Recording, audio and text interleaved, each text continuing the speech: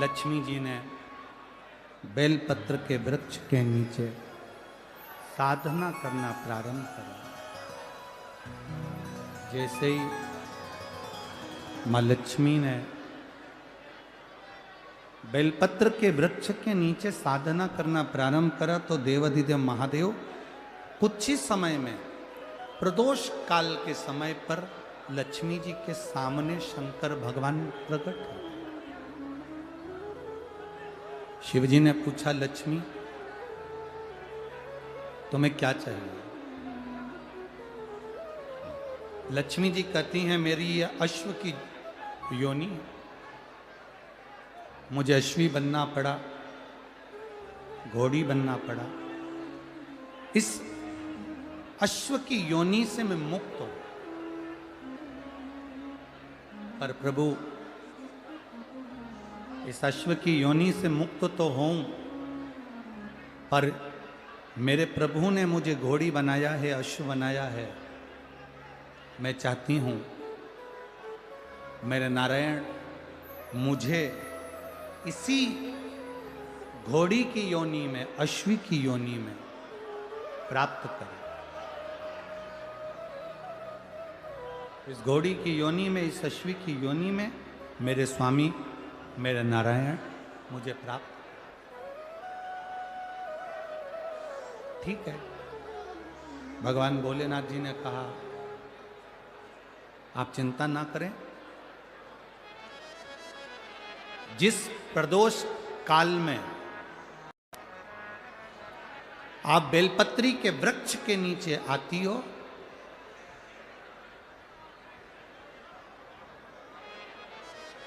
दुनिया का कितना भी दरिद्र व्यक्ति हो, चाहे दुनिया का कोई व्यक्ति ऐसा हो जिसका कभी व्यापार चलता ही नहीं हो, उसने 50 बार बदल के देख लिया, फैक्ट्री चली नहीं रही, जिस काम को करने के लिए जाते हैं वो काम टल जाता है, आज की जगह कल, कल की जगह परसों, परसों की जगह नरसों, काम होता ही नहीं। बेटा बेटी का संबंध करने जा रहे हैं पर हो ही नहीं रहा।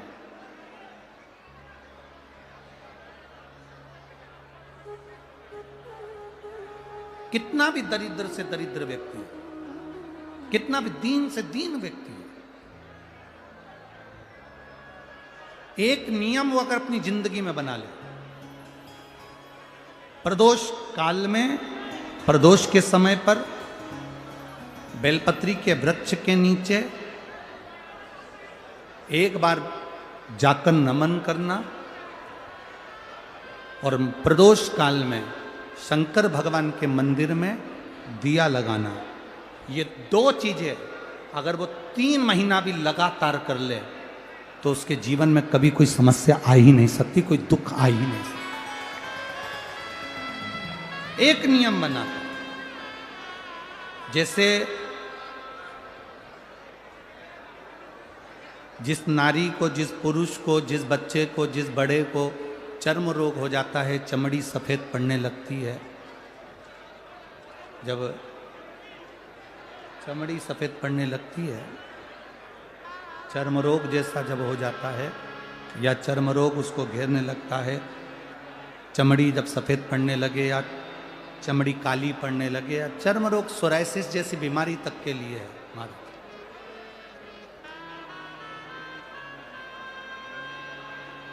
बेलपत्री के वृक्ष के नीचे की मिट्टी, बेलपत्री के वृक्ष के नीचे की मिट्टी,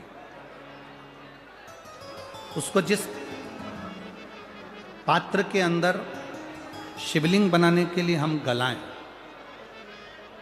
जिस पात्र के अंदर हम शिवलिंग बनाने के लिए उसको गलाएं और शिवलिंग का निर्माण कर कर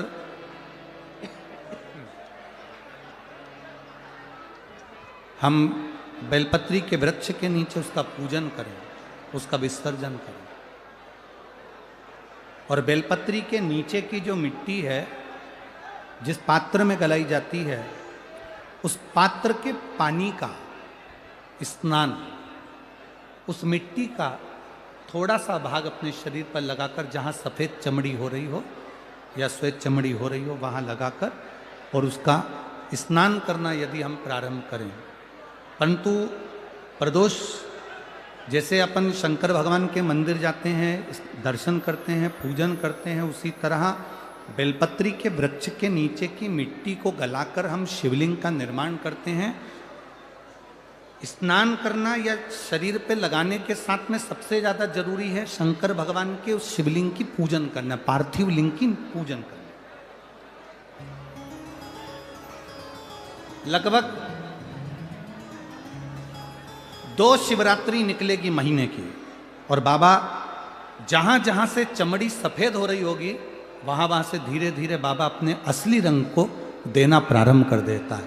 इतना बेलपत्री के वृक्ष की पार्थिव लिंग निर्माण और पूजन की उस मिट्टी का इतना वर्णन हमारे शास्त्र करते हैं, इतना वर्णन।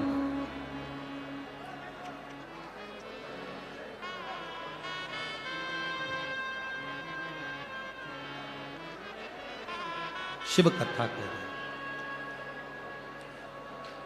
शिव महापुराण की कथा वर्णन कर रहे। स्वयं भगवान देवादिदेव महादेव ने नारायण से जाकर प्रार्थना करी। स्वयं भगवान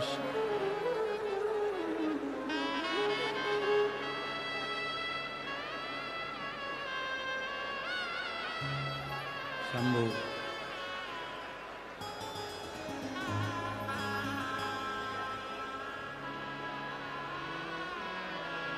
स्वयं भगवान शंकर ने नारायण से जाकर प्रार्थना करी कि माता लक्ष्मी आपके लिए तप साधना कर रही हैं, आप उनको जाकर दर्शन दीजिए। भगवान नारायण शिव जी के कहने पर जाने लगे। भगवान शंकर के कहने पर भगवान नारायण जाने लगे, पर भगवान शिव जी ने भगवान नारायण को रोका,